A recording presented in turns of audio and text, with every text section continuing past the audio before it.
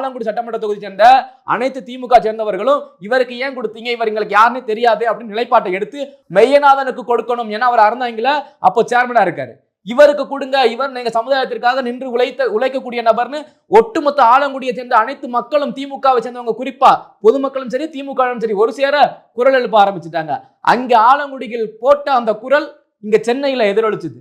உடனடியா மு.க. ஸ்டாலின் அதுல பெயரை மாற்றாரு, மெய்யநாதனுக்கு தான் சீட் என்று அறிவிக்கிறார்.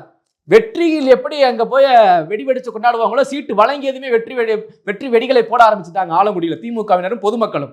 அவங்களுக்கு தெரிஞ்சு போச்சு மெய்யநாதன் கண்டிப்பாக வெற்றி பெறுவார்னு. காரணம், அவர் மிகவும் எளிமையானவர், ஈஸியா அவரை போயிட்டு நம்ம யாரா இருந்தாலும் போய் அணுகலாம் அப்படின்ற ஒரு எண்ணம் அனைவருக்குமே இருந்தது. 2016 போட்டியிடுறாரு, ஞான கலைச்செல்வனை எதிர்த்து முதல் முறையாக போட்டியிடுகிறார். போட்டியிட்ட தேர்தலையே 9000 வாக்குகள் வித்தியாசத்தில் வெற்றி பெறாரு முதல் தேர்தலையே. இப்படி அப்போ திமுக தோல்வி அடைஞ்சு எதிர்கட்சியா இருக்குது.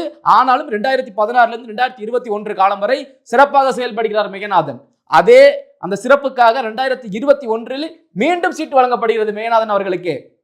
2021 எப்படி வெற்றி பெறார் அப்படின்னு பாத்தீங்கன்னா 9000 ஓட்டு லீடிங் ஜெயிச்சார் 2016. 2021 25,000 லீடிங் ஓட்டுல ஜெயிக்கிறாரு.